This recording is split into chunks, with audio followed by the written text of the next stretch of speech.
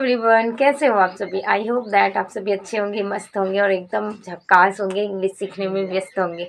So once again welcome back to my channel. Today in this video I am going to teach your day 4 because जैसे कि आपको मालूम है कि हमने स्टार्ट किया हुआ है 30 days spoken English challenge specially for beginners. अगर आप एक बिगनर हो, एकदम बिगनिंग से इंग्लिश सीखना चाहते हैं, तो ये वीडियो और ये चैनल आपकी बहुत हेल्प करने वाली, क्योंकि 30 दिनों तक आपको ऐसी वीडियोज़ मिलेंगे।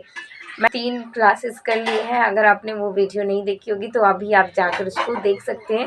उन 3 दिनों में हम लोगों ने अपना डेली रूटीन, इंट्रोडक्शन और टू बी के सेंटेंस को कवर किया हुआ है। आज हमारा डे 4 है। आज डे 4 में हम कवर करने वाले हैं टू हैव मतलब पास होना। अगर हमारे पास कुछ है तो हम उसको इंग्लिश में कैसे बोलते हैं। तो without any further do let's go into the video. और उससे पहले अगर आप इस चैनल पर नए हैं तो सब्सक्राइब करना ना भूलें, क्योंकि 30 दिनों तक आपको इंग्लिश सिखाने की गारंटी मेरी है।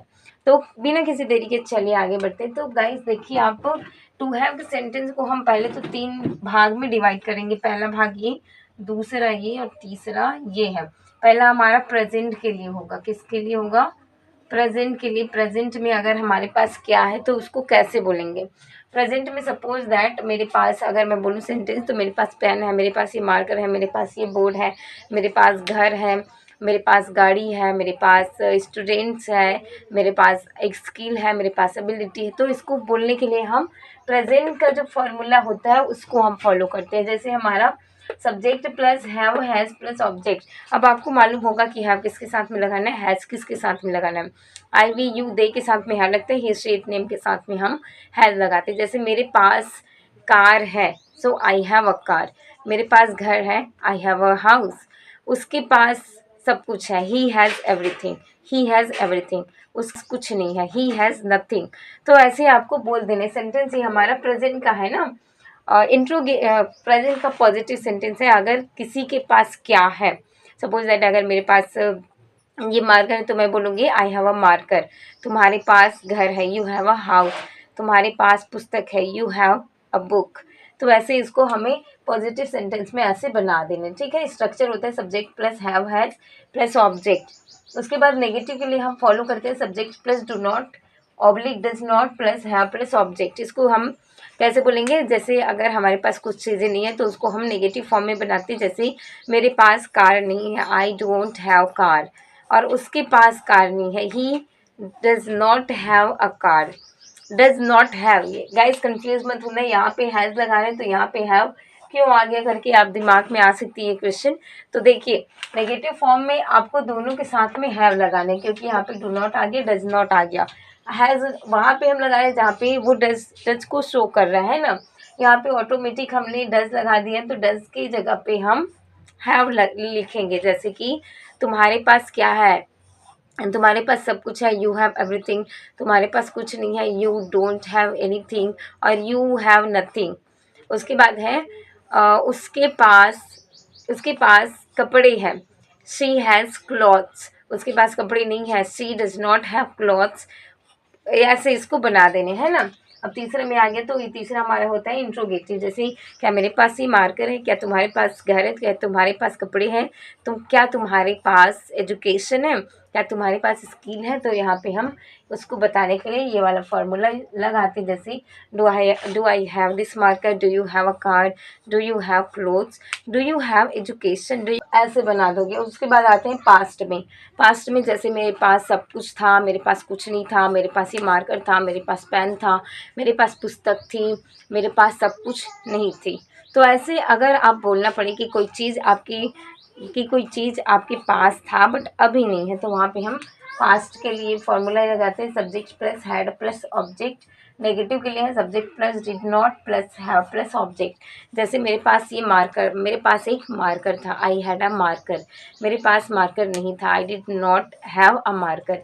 यहाँ पे ये हमारा हैव में चेंज हो जाएगा। ठीक है, क्या मेरे पास एक मार्कर था, डू हैव अ मार्कर। ऐसे आपको बना देनी है सेंटेंस। उसके बाद अगर देखते हैं, उसके पास घर था, ही हैड अ हाउस। उसके पास घर नहीं था, he did not have a house. क्या उसके पास घर था, did he have a house. ये इसको ऐसे बना देते हैं।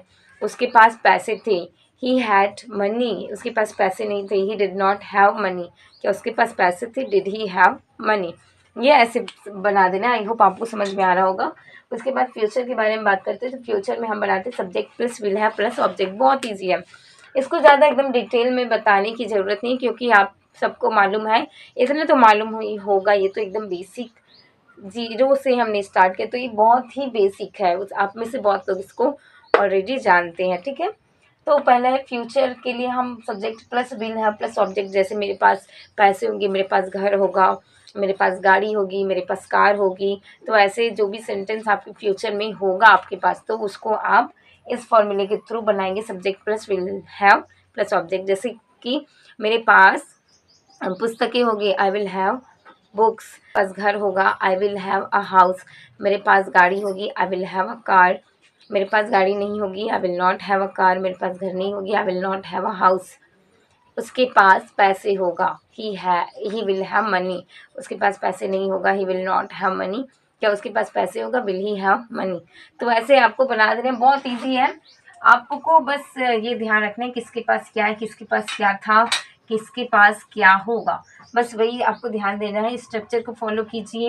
ये हमारा पॉजिटिव के लिए होगी, नेगेटिव के लिए. और ये इंट्रोगेटिव अगर WH से पूछ रहे हो तो यहाँ पे आपको WH लगा देना है ना. WH यहाँ पे लगा दोगी तीसरा वाले रूल के पहले में. जैसे तुम्हारे पास क्यों कार होगी, why will you have a car. मैंने ये वाले फार्मूला में बोला. जैसे इसके फार्मूला में बोलते हैं हम, तुम्हारे पास कार क्यों है, why do you have a car. मेरे पास ये मार्कर क्यों है, why do I have this marker. तुम्हारे पास घर क्यों था, why did you have a house. तुम्हारे पास पैसे क्यों नहीं थे, why did you not have money. ऐसे बना देना है. तुम्हारे पास सब कुछ क्यों नहीं था, why did you not have anything. Why did you not have anything. तुम्हारे पास सब कुछ क्यों नहीं था, why did you have not everything भी बोल सकते हो आप. तो ये आपकी इच्छा है. तो आई होप दैट आपको समझ में आया होगा कि ऐसे सेंटेंस को कैसे हम बना सकते हैं इस फॉर्मूले को फॉलो करते हुए. अगर आपको कहीं पे और कन्फ्यूजन नहीं होगी तो मुझे कमेंट के थ्रू आप बता सकते हैं, मैं आपको ज़रूर समझाऊंगी.